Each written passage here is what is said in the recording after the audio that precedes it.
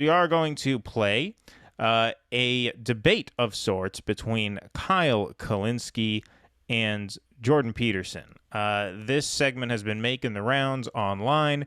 We did edit about 4 minutes of the 10-minute clip that they previewed. I'm not one of these people who likes to play the entire video from someone else's channel. I feel that's kind of in bad form. Like, if you wanted to watch the entire thing, give Kyle the traffic. He's the one who did the interview. You know, some of these YouTubers will just play an entire segment from another person's show.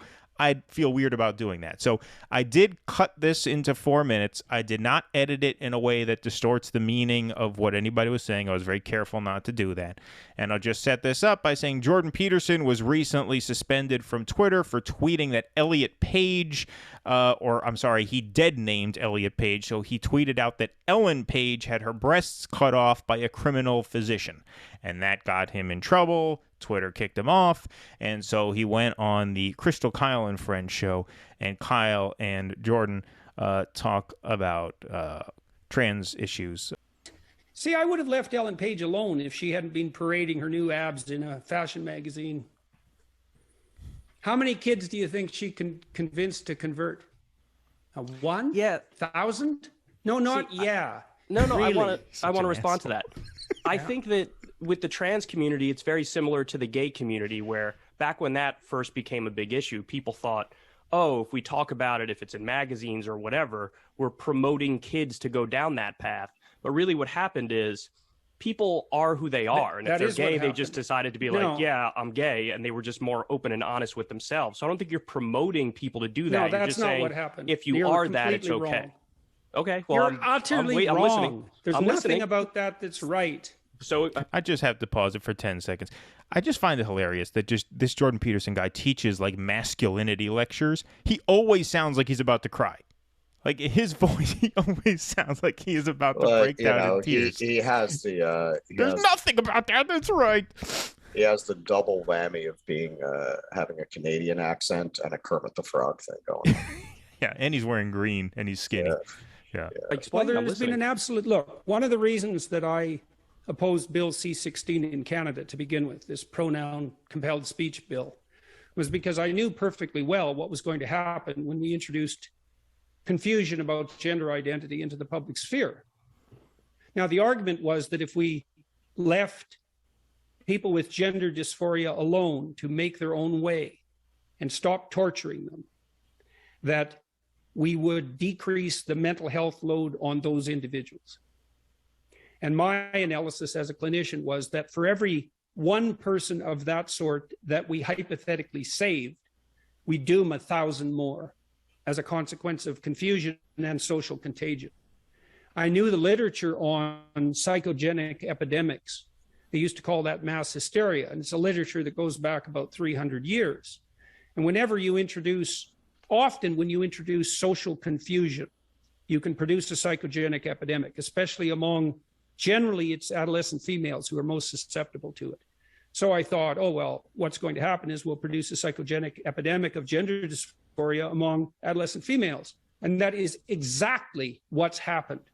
I just have to say, Jordan, I think it's a little bit of a moral panic. I just don't see some sort of, frenzy of people what would you wanting consider, to become trans. First of all, that's a hell of a way to put it. Why don't you take a look at the increase in surgical interventions and see what you think? I mean, how many do you think is too many? Again, if we're talking about I'll suffering, answer your question. The argument is it used to be very repressed because that's very outside of the tradition and the norm and the standard, and that now when you sort of let the boot off the neck a little bit. What used to be suppressed? The entire LGBTQ community. I mean, it was very recently we even got gay marriage in the United States. First of all, they're not a community. Well, you understand the point I'm making. No, actually, neither I understand it nor you, and that's why we're delving into it. First of all, they're not a community. That's just a catchphrase. It's a buzzword. And I'll tell you something else, that almost all the kids who are undergoing surgical intervention, the clinical literature is absolutely clear on this. 80% of kids with gender dysphoria identify as homosexual when they mature. 80%. And that means the vast majority of people who are being converted surgically are gay. Now, how is that an advantage to the gay community precisely? No, see, I'm not taking a position in any way, shape, or form on the kids, because I don't know the first thing about this to comment on the kids. Well, but see, that's why we're having this conversation, though, is because my original question was about the adults and what your take is on the adults. And it sounds to me like, let me ask you guys, would you ban transition surgery for adults?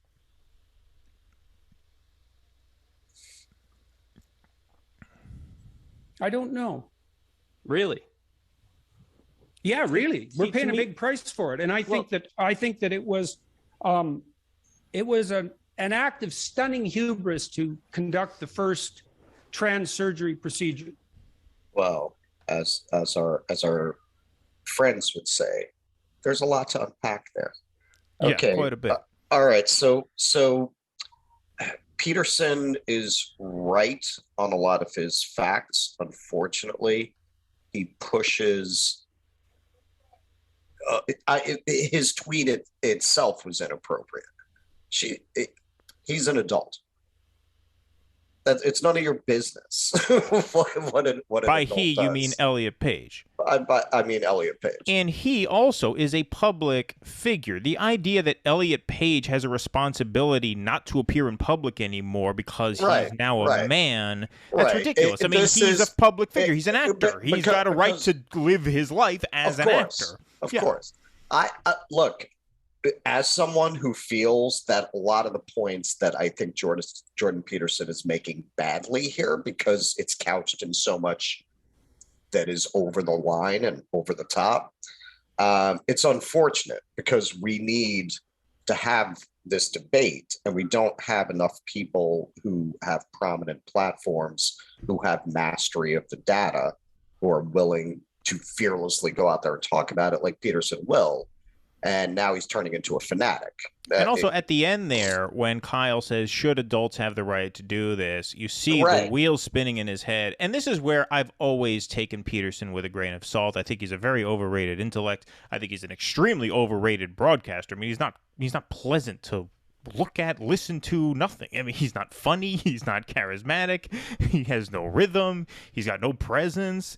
He's just this weird sort of like weak, weepy man who I don't think is like particularly brilliant to the point where it compensates for any of that lack of talent. But anyway, that aside, you see the wheels spinning in his brain.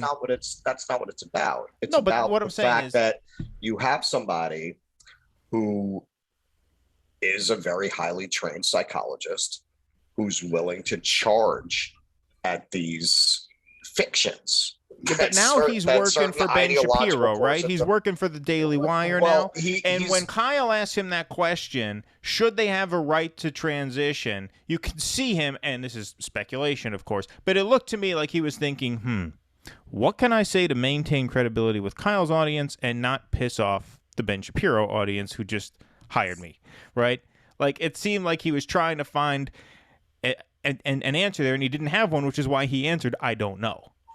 Right? Maybe. I can say, having seen a lot of his videos over the course of his public life, or post becoming very prominent, he had a drug problem a couple of years back that he came off, and that's definitely changed his vibe. He's definitely got that dry drunk vibe going on in a way that he didn't have before. I shouldn't laugh. It's a serious thing. I mean, in all seriousness, we wish him the best with dealing with that. I don't wish any he comes off that way now, like a dry drunk. He's got that in a way that he didn't before. There's this like angry tension. I also think, look, what he's taken upon himself. It's not a key to a happy life to appoint yourself one of the few public intellectuals who's really willing to go tooth and jowl with this movement, in all areas. You don't just dwell on this, the entire woke panoply. It's gonna get to you, man. When I've watched his videos lately, and particularly this one, It's a little Lenny Bruce, man. After a while, his act just got really angry and bitter. Right. That's what he's starting to sound like. He's just so pissed off at this point. And that's not to say everything he says is right. I think he's mostly wrong here in what he's talking about. The tweet itself that is the basis of the interview, he's completely out of line. Right. And to say this about adults, but it's unfortunate because there is a valid point in there that he's making about social contagion, which is if you actually sit there and honestly look at the numbers, the fact that there is a social contagion element to this is as plain as the fucking nose on your face. And Kyle really does not know what the fuck he's talking about. No, he does not come off great in this interview either. So before we get into comparing it to when people being gay became more acceptable. Absolutely. Listen. Absolutely. Okay, hold on. Is it okay if I just there? This is how that played out. There were people in your class that everyone knew was gay, and they weren't out. And after it became more acceptable, they were out. There were no more gay people than there were before. You know what I mean? There was no explosion of gay people. There was an explosion of honesty about the people you already knew were gay. And yeah, maybe a certain percentage increase, but nothing like what you're seeing with transgenderism. And you're not seeing this weird demographic shift. You didn't see that with gays, where a group that had almost completely not even existed in the statistics, adolescent natal females, are now the majority of self-reported gender dysphoria patients. Nothing to see here from the people who brought you the Salem witch trials, anorexia, bulimia, the Satanic Panic, a group that we know is particularly prone to social hysteria and has driven many mass hysterias in the past. Nothing to see here. 1,000% increase in that population in America, 4,000% in England. Nothing to see, really. Nothing to see. Right. I mean, I think what Kyle was saying is that you can basically measure the number of gay people pre-acceptance and gay people post-acceptance as something that looks like an explosion in homosexuality, which is really just gay people coming out. And I think he's trying to make a parallel now where he's saying that now that it's acceptable to be trans, that's what they all say to defend. No, I understand. Absurd. I just want to clarify. Right, but I just want to say, like, well, first of all, if we could just back up a second here. I think where Kyle gets this wrong, and I think a lot of people on the left get this wrong, is equating realizing you're gay with realizing you are a different person altogether. Yes. When you change there's a big difference between thinking that, hey, if I'm a guy, maybe I like other guys, right? Look, I'll make this very personal for the audience's benefit. It's weird talking about my own kids in this way since they're 3 years old. I don't really love doing it, but it's the best way to make this point, and we're doing a show here, so I should say. My kid comes to me when he's 16, 17, 18, or in college, whenever, and says, hey, I think I might like men, so maybe I'm bisexual or maybe I'm gay. I would tell him, great, do what feels right, be yourself. And there's this old Postmates ad I want to share with you. Yeah, right, exactly. Sushi, remember sushi. Exactly. Be you. And as long as you, practice safe sex and all that, then, you'll be fine. If you decide to experiment and hook up with some guys and realize you don't like it, you can go back to being straight immediately after. No harm done. If my kid came to me at 17 years old and say, hey, Dad, I think I'm a woman. I'd like to maybe start hormone replacement therapy and look into reconstructive surgery. I would say, whoa, let's slow down and talk about this a little bit. Not because I'm morally repulsed by the idea of him becoming a woman, but because the act of transitioning into a woman is on a whole other plane of severity and consequence than thinking you might be gay. Obviously, your sexuality describes how you relate to other people. Your gender identity and any corresponding bodily alteration that goes with that is about, on a molecular level, who you are. Right. It's not nearly as reversible, as undoable. It's a much more severe and permanent decision, and it has to be taken much more seriously. And guys like Kyle who say, well, it's the same thing with the, gay people came out as gay and now trans people are coming out as trans. What's the problem? This seems like a moral panic. You sound like a guy, and I scratched the surface on this topic. Is a very large topic. I scratched the surface on it when we interviewed Marcel Dixon, talking about the left and family, because the left gets a reputation for being anti-family, very dismissive of the family and the function and the power and the value of a nuclear family. And when you got a guy like Kyle just talking very casually about, hey, this seems like a moral panic. I mean, whatever. If people want hormone therapy and reconstructive surgery at 19, who cares? You sound like a guy who does not have a kid and is not interested in ever having a kid, and it does not want a family and knows nothing about the function and role of a family. That's how you sound to people who have kids and who have families. And so it's very important to understand where you're coming from and how you sound to people like that, because it is a much more serious conversation with a kid who wants to change who he is physically, biologically, than a kid thinking, hey, maybe I'm bi or maybe I'm gay. Well, and they're also, the idea that they're doing, the only kind of therapy really that they're approving is affirmation. A lot of states have passed bans that you can't even do a therapy that would be questioning their assertion that they are another gender. That would be considered conversion therapy. This is all premised on the idea that children and teenagers are clear about who they are. Right, exactly. Really? Exactly, right, exactly. Did you come out of a fucking test tube, an adult? Like, I can't imagine anyone who's ever been either a child or a teenager would believe that. And Peterson, he's citing a particular study. Okay, there's a range, but studies that have been done on childhood gender dysphoria, yes, if they are left to just go through puberty normally, 60, depending on the study, 60 to 90% end up being gay.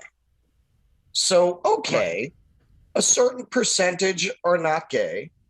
And yes, maybe for a certain percentage, it would have been better for them to be on transition young. And okay, but what Peterson's saying is right. How many people who this is not appropriate for are you sacrificing at that altar because of the very small minority of people who may benefit from what you're doing to everybody now? And also, I'm a little bit surprised that you don't have more gays and lesbians speaking out on this as a genocide against them. Because you're thinning their numbers. Yeah. You really are. Right. You really are. Because a lot of these people are not really trans. That's what the numbers tell us. A lot of these people who are self-identifying that way, they're fucking kids. They're kids. And not only that, listen, if Rachel Dolezal had been celebrated like Caitlyn Jenner instead of shunned off the planet, you'd have an epidemic of suburban white girls going transracial right now. You cannot make being a cis het straight white person the worst fucking thing you can be in the world, and not think teenagers who are always desperate for approval and positive attention are going to be attracted to identifying as anything but that. They can't go transracial. I'm convinced they would if they could. If it were socially acceptable, they would. And they can identify as gender fluid. I mean, that's really, you don't have to commit to anything, right? I'm gender fluid. So what does that mean? Right. But now you're not cis het. Now you're not that horrible oppressor. Well, sure. I mean, I think there is a certain element to that. Emoji comments, my 5-year-old niece is living as a boy. It seems a bit early to start making decisions like that. Yeah, I mean, I've talked about my cousin a couple times on this show. She's a trans woman. When she was obviously born a male, the first time I met him, he looked like a girl, sounded like a girl, acted like a girl, talked like a girl, and turns out he is a girl, or she is a girl, right? I don't want to dead name anybody. That's the new thing, right? But she didn't transition until she was an adult. I mean, she was a grown adult. Our brains are still developing until we're 25. Your brains are not fully developed until you're 25, right? And the idea that teenagers, you wouldn't let your 12-year-old get a freaking tattoo, and you're gonna start giving them puberty blockers, and this is where it reminds me the most of the Satanic Panic, because with the Satanic Panic, you had the same exact kind of climate where all of these experts came forward insisting that this was for real, that there's a nationwide network of child molesting Satanists, and if you questioned it, you jeopardized your career at the time. So the only voices you heard were people who were going to go along to get along, or people who were actually using it to advance their career. And then that would allow people who were advocating for the idea to go, oh, do you know better than all of these experts? Look at all of these experts. What do you think? They're all wrong? These are doctors who are saying this. It's the same exact shit right now. It's the same. In a lot of ways, it's worse, actually. Emoji comments back, she wasn't pushed or groomed to think the way she does, but she has been actively supported. No, look, I always think you should support kids however they choose to express themselves, obviously. But again, that's different from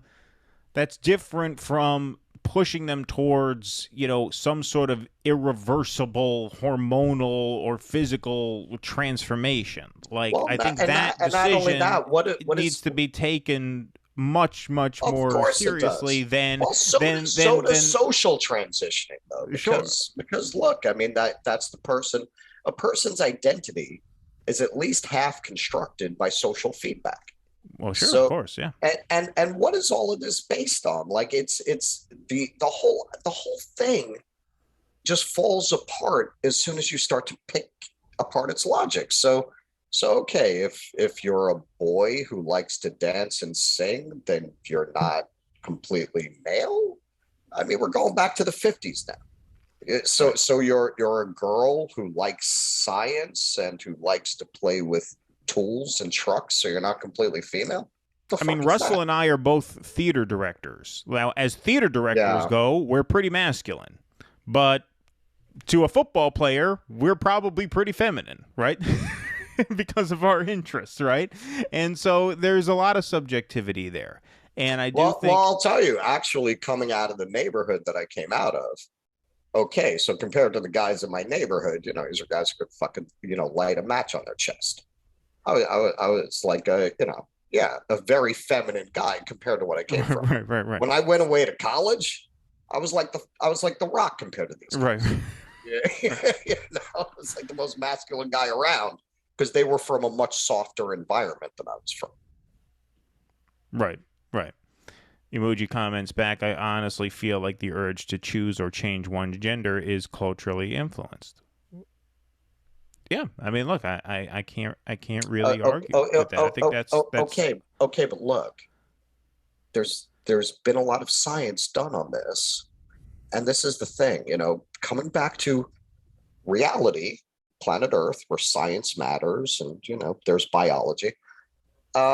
It really depends on how much testosterone people are exposed to in the womb. There's been a lot of research on this. You have some women who have a disorder where the babies don't get as much testosterone in the womb. And if they're boys, they will tend to wind up being more feminine in their gender expression.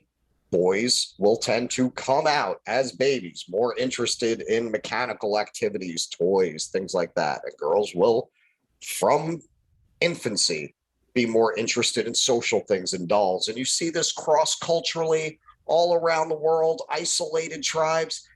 It is about a biological process. We are a species that has evolved for millions of years to complement each other in a certain way. Now, that does not mean there's no room for variation, but the variation is a very tiny percentage of the whole population. To take that variation and say, well, that means there's no gender. It's absurd. Right. That's absurd. Yeah, sure. And you can believe everything I'm saying right now. And this is where conversation's gone completely off the rails. I'm for trans rights. I don't believe there's no such phenomenon as I don't know. I'm reading the chat here. I don't know if Cassie's if you came in late, but we're not siding with Jordan Peterson on a whole. You know, I mean, I don't know if maybe you came in late or if you're behind, or if you didn't watch the prior segment. You should watch the whole thing. Watch the whole thing, because we certainly, I mean, we started the segment by saying, of course, it's absurd to say that people shouldn't have the right to transition, right? And the other thing that I'll say, because I meant to make this point earlier, when he says that we've paid a real social price for this, we've paid a hell of a price for transition surgeries. Okay, even if you think that's true, even if you agree that this has been a net negative for society as a whole, there's a whole lot of things that are net negatives that we allow because people are free to do what they want with their bodies, such as tobacco. You don't think alcohol is a net negative? I mean, I can't think of something more costly to society than alcohol consumption, yet nobody's saying that we shouldn't allow people to drink alcohol, right? And so even if he's right there, that's still not a reason to say that adults shouldn't have access to this care, this treatment, if they want it. All we're saying is that, or all I'm saying, I won't speak for Russell, is that for Kyle to be so dismissive of the choice, because that's really what Kyle is doing. Kyle is basically saying, hey, it's not a big deal for a man to want to become a woman or a woman to want to become a man. And I'm saying, no, that is a really big deal. Now, they deserve full, equal rights, protection under the law. They should be able to marry. Yes. They should be able to have kids if they want. Yes. They should not face any discrimination in the workplace or anywhere else, obviously. Yes. But it is a big decision. That is a big decision. That's a much bigger and more consequential decision than deciding, hey, maybe I'm bi. Right. You can't equate those two. Well, and also, as I said, I've lived through both. This is not what happened with gay rights. This is not what happened. I never felt like there was any element of social contagion to people coming out as gay or coming out as bi. I felt like the argument they make about trans actually was the case with gay rights, that more people felt comfortable. So you had a bump, but not like something that just doesn't make sense, where clearly something else is going on there. And I think part of the problem with this conversation and the direction it's taken, and I blame that on the trans activists, is, look, you got two people here who everything you just said, we agree. Complete rights for trans people, no discrimination in the workplace. And yeah, like, sure. You can believe that.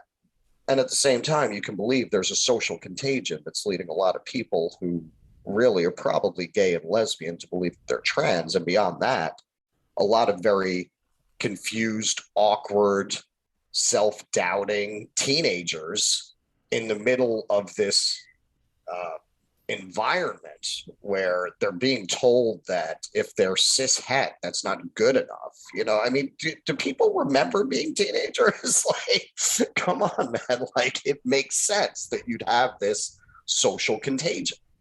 And given that this is not like becoming a goth, you know, you can always wash that hair dye out when you grow out of it. Well, that's what I mean.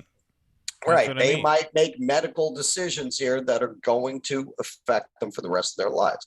Now, I compared it to the Satanic Panic, and I'm going to remind people of how the Satanic Panic ended, because it is a big part, I believe, of why the people who have really gone out front in the medical fields and fields of psychology and the fields of activism, the people who have been most out front pushing the idea that we should never, in spite of all the data we have that would contradict this, we should never question anyone who is having gender dysphoria as to whether they are actually the other sex. It should never be questioned, no matter what age they are. You should always affirm it. The Satanic Panic ended in massive fucking class action lawsuits, which generally were won by the plaintiffs. These people know that if we ever start to, and eventually we will, I believe, because you can only hold down the truth for so long. We start to actually have an honest conversation about the fact that you've probably destroyed the lives of a generation or a large portion of LGBT people who were railroaded into being trans, who just would have ended up being gay. If we really start to have that conversation, their professional reputations are going to be destroyed.